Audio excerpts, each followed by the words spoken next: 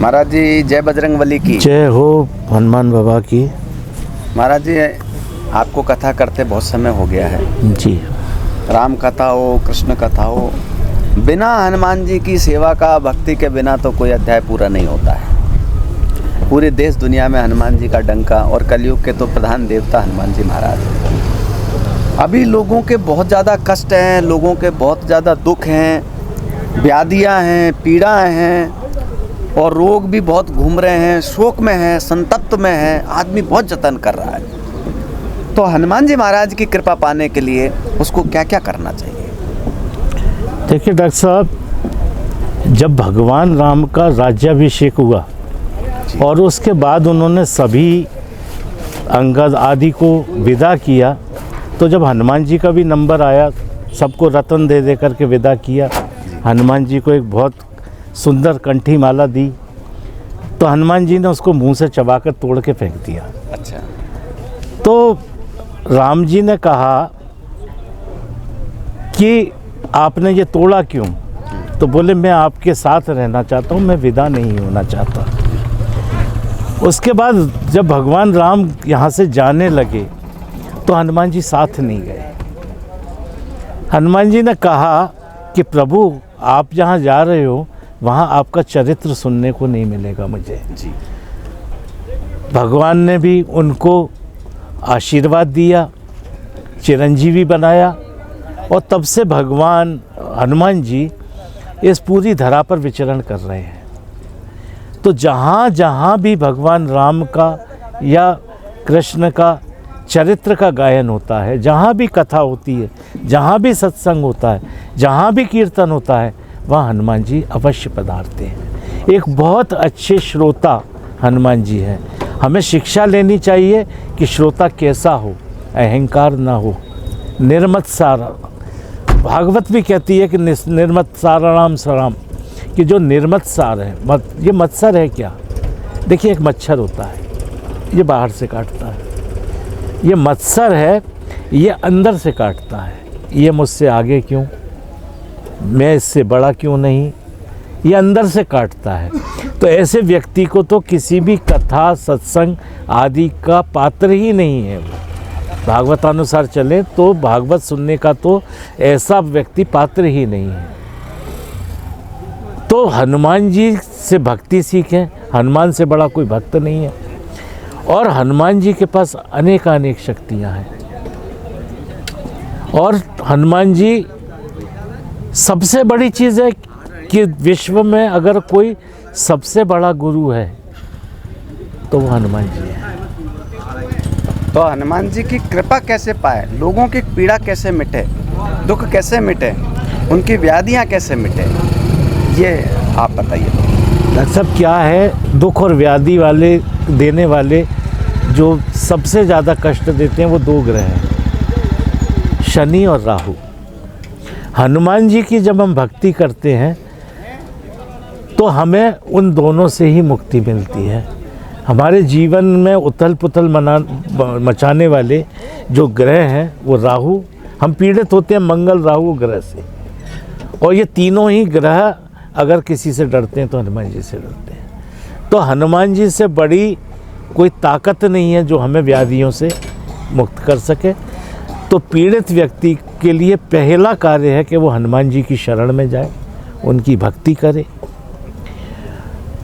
और शायद ऐसी ही प्रेरणा शायद आपके कहीं मन में आई होगी, तो ऐसे एक विशाल धाम की कहीं से प्रेरणा आई।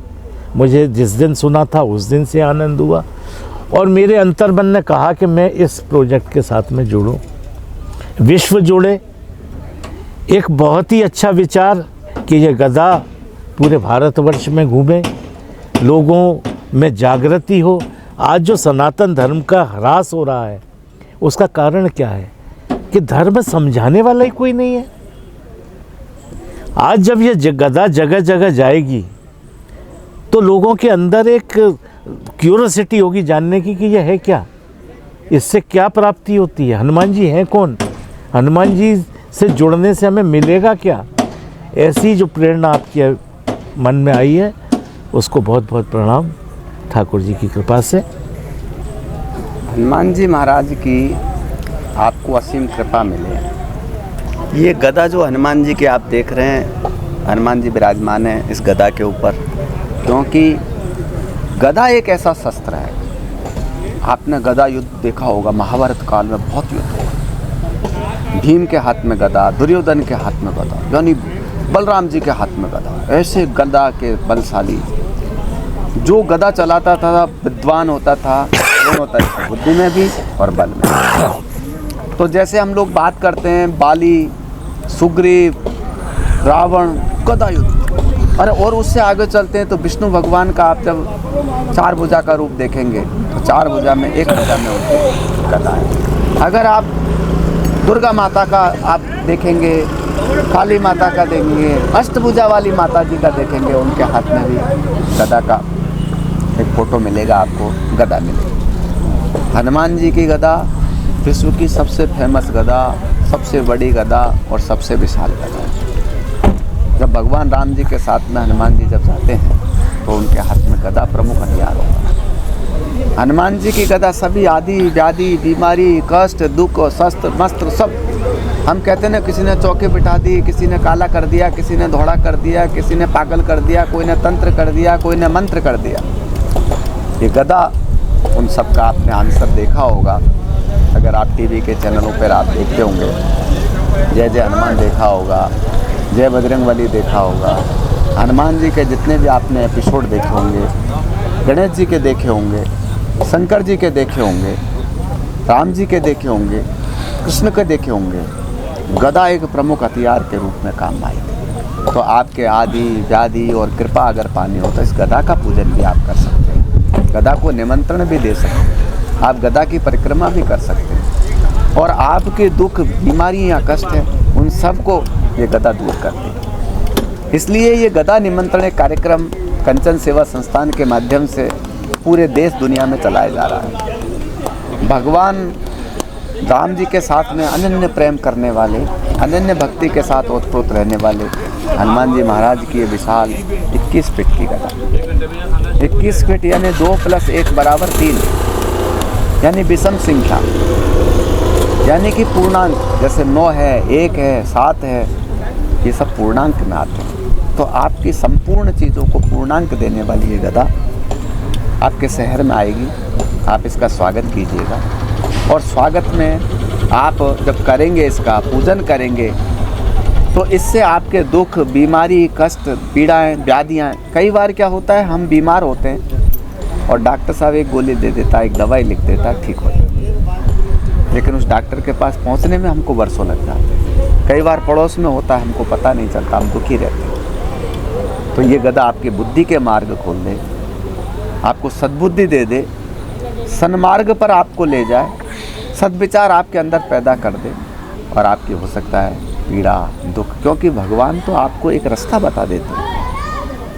आदमी एक रास्ता लेता है, अच्छा रास्ता मिल जाए तो अच्छे मुकाम पर पहुंच जाता है, गलत रास्ता मिल गया तो गलत मुकाम पर पहुंच जाता है। जैसे हम चौराहे पर जा कर के भटक जाते हैं, क्या कहाँ जाना है, एक इंडिकेशन से मिल जाए कि ये यहाँ से आप जा सकते हैं, तो हम तुरंत उस 4 रास्तों में से एक रास्ते का चुनाव करें। मैं लातूर गया तो एक ऐसा बड़ा जंक्शन है वहाँ, तो आपने चौराहे देखे होंगे, जयपुर में 5 बत्ती देखे होंगे, उसमें 16 जगह के रास्ते लातूर में निकलते हैं। 16 आदमी एक भी गलत रास्ते का यूज़ करता है तो आदमी पहुँच नहीं पाता। तो माँ अगर सद्बुद्धि काम करेगी, सद्विचार काम करेंगे, सही राह बताने वाला व्यक्ति आपको मिल जाएगा, तो आप मंजिल पर पहुँच जाएंगे।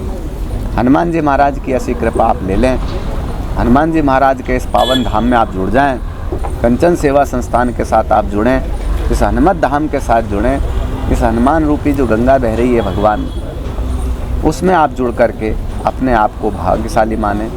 और जो हनुमान चालीसा है उसमें एक एक चीज़ को आप पढ़ेंगे, वो सिद्ध हो जाए आप। तो इस हनुमत धाम की यात्रा में आप सभी का स्वागत है।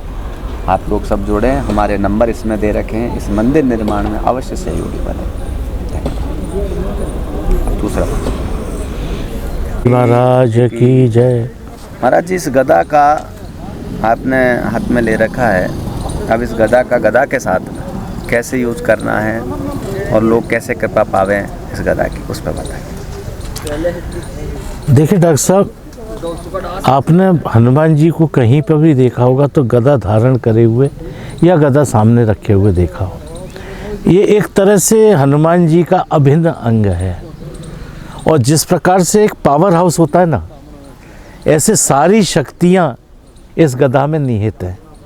जब हम इस गदा को किसी हनुमान जी की बड़ी गदा से, जैसे मोबाइल आप चार्ज करते हैं ना बड़े, उससे तो उसकी शक्तियाँ आ जाती हैं। जब हम सिद्धि करते हैं और इस गदा को सिद्ध करते हैं तो सारी शक्तियाँ इसमें हनुमान जी की आ जाती हैं। भूत पिशाच निकट नहीं आवे, महावीर जब नाम सुनावे। तो आदि व्याधि बला शनि मंगल राहु ये सब ही हनुमान भक्त से दूर रहते हैं। शर्त यह है कि उस हनुमान भक्त को नियमित रूप से हनुमान जी की सेवा करनी चाहिए। हनुमान जी की सेवा करेंगे तो हनुमान जी फल भी बहुत तीव्र देते हैं। बाकी सिद्धियों में जाएंगे तो बहुत समय लगता है। हनुमान जी तो बहुत सरल हैं, और सरल इसलिए है कि वो भगवान और देवता नहीं समझते, वो अपने आप को भक्त समझते हैं। भक्त हनुमान है। और हम लोगों के लिए तो भक्त के साथ साथ वो सबसे बड़े गुरु भी हैं। तो गुरु चरण सरोज रज निज मन मुकुर सुधार, वरनौ रघुवर विमल यश जो दायक फलचार। तो हनुमान जी हमारे लिए गुरु समान हैं। उनके चरण की रज अगर हम ले लेते हैं, हमने यदि हनुमान जी को गुरु माना तो उनकी रज से हम अपने यदि मन को साफ करके अपने आप को उनको समर्पित कर दें तो 4 प्रकार के फल हमें प्राप्त होते हैं। योदायक फल 4 ही विकार होते हैं, 4 ही परमार्थ होते हैं। उन सब से हमें आदि व्याधि से दूर हनुमान जी करते हैं। हनुमान जी तो इतने बड़े गुरु हैं कि तुलसीदास ने तो गुरु के रूप में ही उन्हें माना। और हनुमान जी की कृपा से ही तुलसीदास जी को भगवान राम के दर्शन हुए। चित्रकूट के घाट पे भई संतन की भीड़, तुलसीदास चंदन घिसे तिलक देत रघुवीर। तुलसीदास जी चंदन घिस करके मंदाकिनी के घाट पर भगवान राम का इंतजार कर रहे हैं। भगवान राम और लक्ष्मण बाल रूप में वहाँ पर आए और आके बोले तुलसीदास जी से, बाबा मुझे चंदन दे दे। बाबा तुलसीदास बोले कि बेटा ये चंदन तुम्हारे लेना है। तो बोले बाबा कौन के लिए जे? तब तो बाबा ने बोला कि भैया मेरे राम आएंगे, उनके लिए मैं चंदन घिस रहा हूँ। राम और लक्ष्मण चले गए, वहाँ से जिद की, नहीं दिया, चले गए। और तभी वहाँ हनुमान जी प्रकट हुए। उन्होंने बताया कि तुम तो दर्शन कर ही नहीं पाए, भगवान तो तुम्हारे निकट होकर के चले गए। उसके बाद तुलसीदास जी ने कहा मुझे तो मिलना है। रोए जा रहे थे, बोले मेरे राम से ना मिलो, मैं मेरे ठाकुर मेरे सामने से चले गए और मैं तो दर्शन ही ना कर पायो, मैं तो पहचान ही ना पायो। तो मुझसे ज़्यादा अज्ञानी, मुझसे ज़्यादा देनी और कौन हो सकता है। हनुमान जी ने आश्वासन दिया। और पुनः जब राम और लक्ष्मण वहाँ घाट पर आए, तुलसीदास जी चंदन घिस रहे थे और तभी एक शुक के रूप में सामने वृक्ष पर हनुमान जी विराजमान थे। उन्होंने वहाँ से इशारा किया, राम जी आए हैं। बाबा को तुरंत भान हुआ और बाबा ने भगवान राम और लक्ष्मण के चरणों में गिरे। भगवान ने आशीर्वाद दिया, चंदन ग्रहण किया और वहाँ से चले गए। तो ऐसा गुरु जिसके जीवन में होगा उसका उद्धार कोई नहीं रोक सकता। आदि व्याधि बला तो है ही, चिकित्सा क्षेत्र में भी राम जी की कृपा से हनुमान जी की जो सिद्धि करता है तो आदि व्याधि बला बीमारियां सब दूर होती हैं।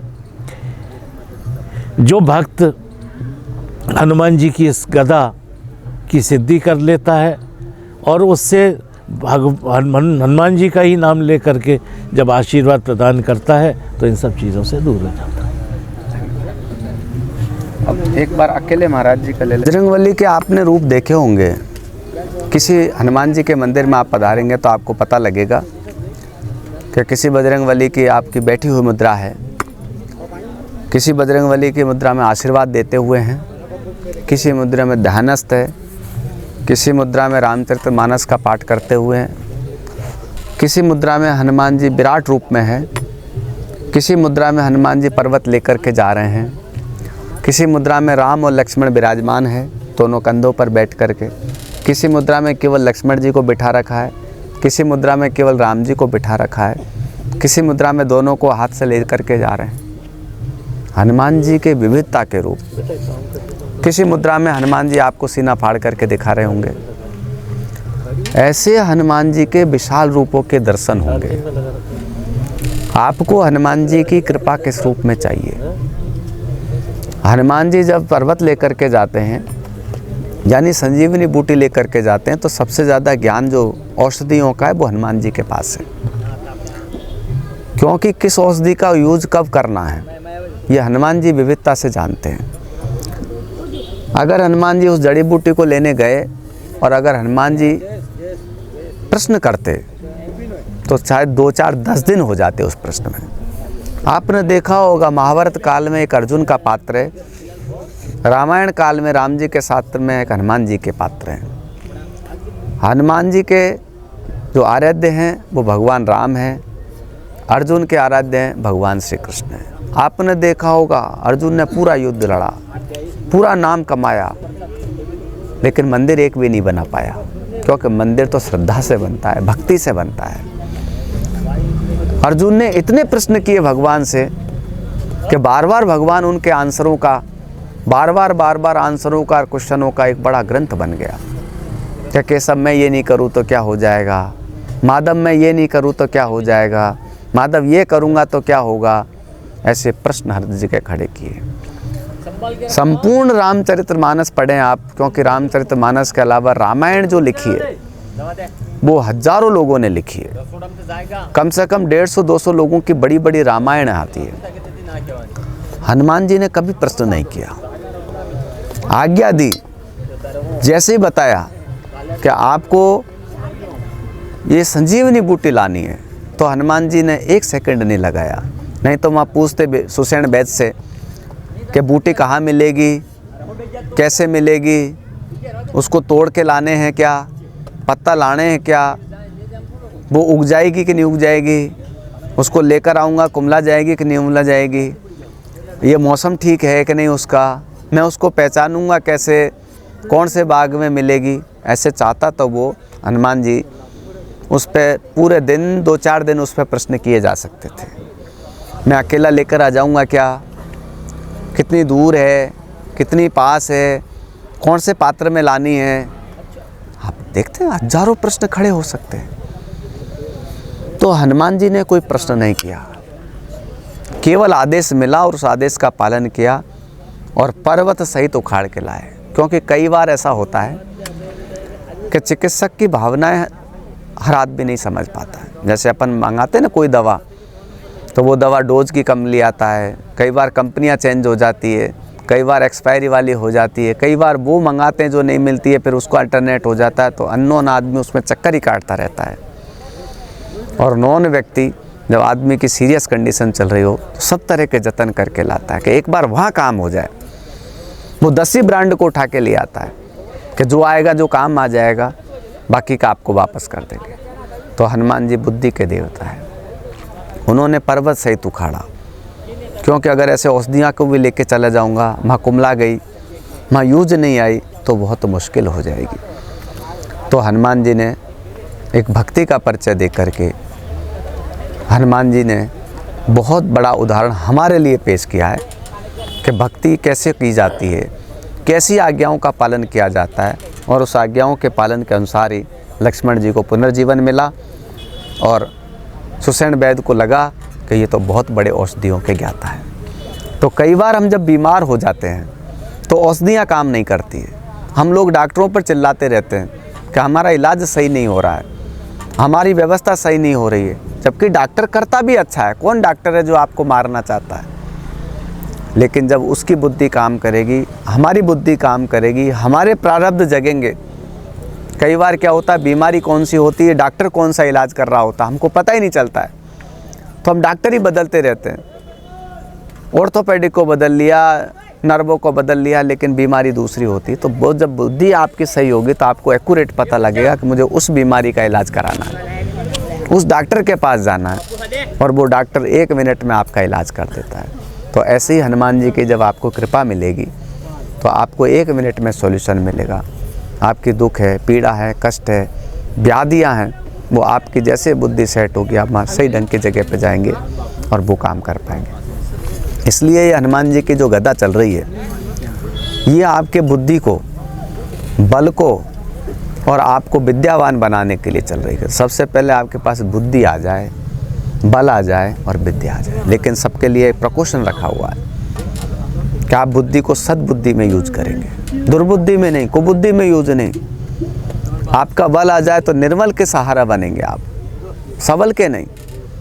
आप लोग तकलीफ देने के लिए बल नहीं आया है। कई बार होता है ना, आतंकवादियों के पास में विस्फोटक सामग्री लग जाती है तो 10-20 लोगों को, फौजियों को मार देते हैं। तो बल आया, उस बल का उपयोग सही ढंग की जगह पर करेंगे तो आपका प्रादुर्भाव अच्छा होगा, कल्याणकारी होगा।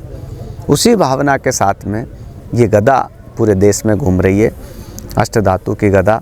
इसके आप दर्शन करें, इसके पुण्य के भागी बने, इसका आशीर्वाद लें और शायद आपके जीवन में कुछ चमत्कार होगा।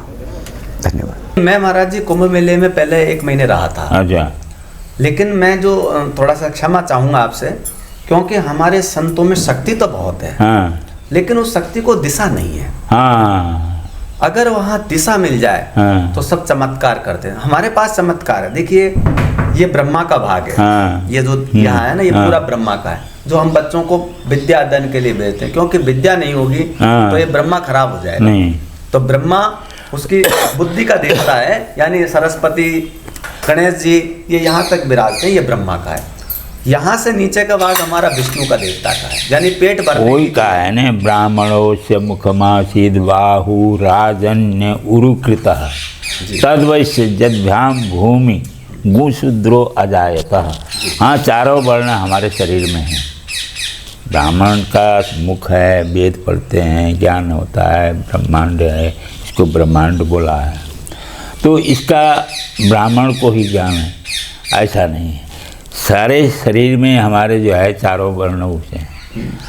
अब क्षत्रिय जो है भुजा को बताया है, उदर को जो है वैश्य बताया है, शूद्र जो है पैर। अब ये जो है यहाँ जाति वर्ण में आ गया। नहीं, हम तो जाति की अभी बात ही नहीं कर रहे हैं। हाँ। हम ब्रह्मा विष्णु महेश की हाँ। बात कर रहे हैं, क्योंकि 3 प्रमुख देवता हैं। हाँ। ब्रह्मा यानी कि जो दिमाग को कंट्रोल करे, यानी विद्या देवे, बुद्धि देवे, शक्ति देवे और वाणी देवे, तो ये ब्रह्मा का है। इसलिए हम जो बच्चों को है बाकी की और चीज नहीं कराते, केवल विद्या अध्ययन के लिए। जब विद्या आ जाएगी तो पेट भरने की क्रिया सीखेगा। क्या मुझे दारू की दुकान से पेट भरना है, मीट की दुकान से पेट भरना है, या फल फूल की दुकान से पेट भरना है, या पंचामृत से पेट भरना है? नाभि के नीचे का भाग हमारा शंकर जी का भाग है। शंकर जी के पास में क्या है? संतान उत्पत्ति करने की क्रिया, निरोग रहने की जितनी भी औषधियां हैं वो सब शंकर जी की हैं। तो ऐसे ब्रह्मा विष्णु और महेश का हमारा बॉडी का पार्ट है। इन चीजों को हम समझ लें। वर्ण व्यवस्था तो बाद की, जैसे काम बढ़ते गए तो वो बात हुआ। अब जैसे औषधियों में है, औषधियों में एक सरस औषधि है, दिव्य औषधियां हैं, जैसे मक्खन है, मलाई है, दूध है, घी है, 56 भोग है, ये दिव्य चीजें हैं। बाकी की औषधियां, ये सारी औषधियां हैं, फल फूल के अलावा पत्ती काम आ रही है, किसी की जड़ काम आ रही है। तो नीचे शंकर जी का भाग है जो निरोग बनाता है, ब्रह्मचर्य का पालन सिखाता है, संतान की उत्पत्ति सिखाता है। तो ऐसी सब चीजें हमारे इस शरीर में है। इसी को ज्ञान प्राप्त होए तब होए। और रही बात क्या है कि अब प्रचार के लिए जो है बहुत कम लोग निकल रहे हैं। अपने अपने आश्रम, अपने अपने अखाड़ा, अपने अपने मठ, उसी में सीमित हो गया। नहीं तो पहले क्या है, धर्म प्रचार, सनातन धर्म का प्रचार करने के लिए हमारे अखाड़े की इतिहास ये है कि हमारे यहाँ जो है पहले मुग़लों के टाइम में जो है 10-10 हज़ार साधु रहते थे। तो उनका काम ही था कि जो है व्यायाम करना, जो है शस्त्र विद्या करना, ये सब चलता था। तो राजा रजवाड़े जो है बाबाओं का जो है नागा बाबा के जो है जमात बुलाते थे, 4 महीना चतुर्मासा कराते थे और उनको जो है 4 महीने के बाद जो है 8 महीना भ्रमण करते थे, पैदल भ्रमण। उसमें हाथी घोड़ा लाओ लश्कर लेके घूमते थे, तंबू डेरा सब। अब समय की हिसाब से जो है लोग इस है प्रचार करना बंद कर दिए। तो उस टाइम जो है ये था कि जो है जो अखाड़ों के जो संत थे कि शंकराचार्य जी ने यही कहा था मुसलमानों के टाइम में कि शस्त्र और शास्त्र, तो उसमें से 10वां अंश से जो है दान कर दो या जो है मंदिर बना दो। 4 तरह के धन। हाँ, नानी का धन, नानी के धन, पानी के धन, बेईमानी के धन। पानी के धन जैसे गंगा जल जो है संकल्प करके जो है ले लिया। हाँ भाई, जहाँ तीर्थभूमि में हरिद्वार में हम घूमते थे सवेरे 3 बजे 4 बजे जो है गंगा घाट में हर की पेड़ी में, तो जो वहाँ के पुरोहित ठंडी के दिन में पैंट पहरा है, ऊपर से धोती लपेटा है और जो है संकल्प करा रहा। मैं तो टोकता था, ए पंडित ये क्या पैंट पहन के जाए तू संकल्प करा रहा है, पिंडदान करा रहा है, इसका दोष कौन लगेगा? अरे महाराज कर ठंडी में कौन मरे, अरे हमने तो ऐसे भी होता है। सही बात। तो ये तो पानी का, ये पानी का धन है। अब नानी का धन, जो नानी का संपत्ति मिलता है तो वो भी जो है 3 पीढ़ी ज़्यादा से ज़्यादा पनपेगा। अच्छा। तीसरे पीढ़ी से जो है वो ह्रास होना जाएगा। तो उसमें इसलिए जो है विधान है कि जैसे 10 बीघा ज़मीन नानी का मिला तो उसमें जो है 2 बीघा में मंदिर बना दो या किसी ब्राह्मण को दान दे दो, तब तो वो फलेगा, और नहीं तो जो है उसका 3 पीढ़ी चलेगा। अच्छा। हाँ, तो नानी का धन हो गया, 3 पीढ़ी तक चले। और बेईमानी के धन, बेईमानी का तो जो आज लिया कल परसों जो है मर्डर भी हो जाते हैं, दूसरा ही ले जाता है। तो ऐसा तो जो पुरुषार्थ से, परिश्रम से, ज्ञान से जो कमाया धन वही फलता है। उसमें भी जो है हमको जो है फ्री फंड में मिल गया तो उस हम खुशी मनाते हैं, लेकिन वो फ्री फंड वाला जो है 10 गुना लेके जाता है। जी, बहुत बढ़िया। हाँ, तो इसलिए सहज में जो मिलता है उसको ग्रहण करना नहीं चाहिए। जैसे जो है नर्मदा परिक्रमा में वहाँ जो है धावड़ी वो क्या नाम 84 वो क्या बोलते हैं परिक्रमा में रास्ता है, तो वहाँ आदिवासी लोग जो है कहते हैं कि जो है वहाँ लूट लेते हैं। तो बहुत सी जगह कि भाई तू ले ले, नहीं हम जो है बिना परिश्रम नहीं ले, 2-4 धापड़ धरा उसको जो है तो तब जो है लेंगे। अच्छा। हाँ, फ्री फंड में नहीं लेंगे। तो ऐसा है कि मिलता तो है, भाग में जो होगा वो मिलेगा, लेकिन वो भाग में कौन सा संपत्ति मिला, पूर्वजन्म का कर्मों से मिला है या पर वर्तमान कर्मों से मिला है, ये तो हम नहीं जानते हैं। लेकिन उसको उपयोग करने का तरीका हमको ज्ञान होना चाहिए। बहुत से जो है दान में मिला, जो है अनाप शनाप खर्च किया, बेचाओं में लगा दिया, दारू पीने में लगा दिया, तो वो धन कहाँ से फलेगा? तो वही धन जो है बाल बच्चों में पालने में, मंदिर में दान देने में उपयोग करें तो उसका सदुपयोग करें। तो ऐसी है, अब ये संसार है, दुनिया में ज्ञान भी हर कोई को नहीं मिलता है। आपने बैठे हैं तो चर्चा हो रही है, नहीं तो जो है कौन जो है मेरे खेती में ये नहीं हुआ, महाराज पानी नहीं पड़ रहा है, खेत, यही लोग आते हैं। ज्ञान की चर्चा कौन करता है? तो कहे कि ज्ञानी से ज्ञानी मिले करे ज्ञान की बात, मूर्खों से मूर्ख मिले तो होए लातम लात। वही बात है। चालू है तेरा? आप सभी महानुभावों को बड़े हर्ष के साथ सूचित किया जाता है कि कंचन सेवा संस्थान के द्वारा भटेवर मेनार के मध्य एयरपोर्ट रोड पर विशाल 84 फीट की हनुमान जी की प्रतिमा का निर्माण किया जा रहा है, जिसमें 11 मुखी श्री हनुमान जी का भव्य मंदिर तथा हनुमान जी के 108 सूक्ष्म हनुमान के दर्शनों का सौभाग्य मिलेगा। इसी के साथ अन्य सेवा प्रकल्प भी चलाए जाएंगे। 84 फीट की मूर्ति का उद्देश्य है कि मनुष्य 84 लाख योनियों के भटकाव से मुक्त हो। इसके दर्शन से मनुष्य 84 लाख योनियों से मुक्त होकर परम प्रभु के चरणों में स्थान पा सके और मनुष्य ईश्वर की भक्ति के प्रति संकल्पित हो, क्योंकि सबसे बड़े ईश्वर भक्त तो स्वयं श्री हनुमान जी हैं। कलयुग में इन्हें विशेष स्थान प्राप्त है। कलयुग में श्री हनुमान जी की पूजा विशेष फलदायी होती है। श्री हनुमत धाम द्वारा अष्ट धातु की 21 फीट की हनुमान गदा का निर्माण भी किया गया है। यह गदा पूरे भारत में विभिन्न शहरों में भ्रमण कर रही है। यह गदा 12 ज्योतिर्लिंग घूमते हुए विभिन्न तीर्थों में भ्रमण करेगी। इसका विभिन्न शहरों में भव्य स्वागत किया जा रहा है। आप भी इस गदा का अपने शहर में यजमान बनकर स्वागत समारोह कर सकते हैं। इस हेतु हमारे द्वारा उपलब्ध कराए गए फोन नंबर पर संपर्क कर सकते हैं। संस्थान के द्वारा अन्य सेवा प्रकल्पों में वृद्धाश्रम, आदिवासी क्षेत्रों, असहाय एवं निर्धन जनों को अन्न, वस्त्र वितरण, बच्चों को पढ़ाई सामग्री वितरण करना एवं निःशुल्क अन्न क्षेत्र का निर्माण भी। मनुष्य स्वस्थ रहे, इस हेतु संस्थान द्वारा जगह जगह निःशुल्क चिकित्सा शिविर आप श्री दानदाताओं के सहयोग से आयोजित किए जाते हैं। आप भी अपने शहर में चिकित्सा शिविर लगाने के लिए संपर्क कर सकते हैं। मंदिर निर्माण में आपका सहयोग प्रार्थनीय है। इस पुनीत सनातनी कार्य में सेवा के भागीदार बनकर पुण्य का लाभ अवश्य प्राप्त करें।